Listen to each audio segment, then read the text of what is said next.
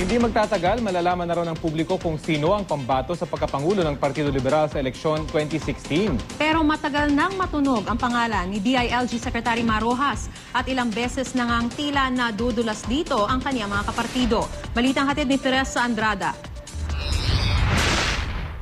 Let's wait for the endorsement of the President kung sino ang kanyang hahayagin bilang kanyang kandidato sa 2016 kung sakaling tutuloy ang 2016 elections. Nagkamali lang daw si Secretary Edwin Lacerda sa pahayag na ito. Nagkamali na naman ba siya? Nadulas? O nananadya na? I was there when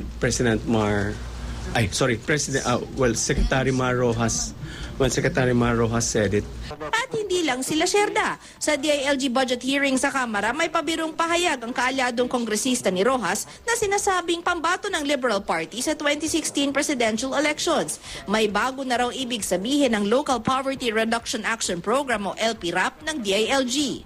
Yung LPRAP, Local Poverty Reduction Action Program, bagong meaning doon sa probinsya ngayon, LPRAP, Liberal Party, Rojas ang presidente. Yung LPRAP po ay 2005 na nabuo itong LPRAP na ito. So, inherited lang po namin itong pangalan na ito.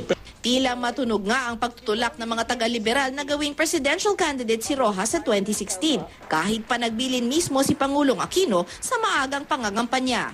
Pakasama, pag nagbabasa tayo ng dyaryo araw-araw, tila marami nang nangangampanya. Para nakalimutan lang, may problema tayo ngayon. Meron naman problema sa 2016 na eleksyon. Yeah? 2016 na yun.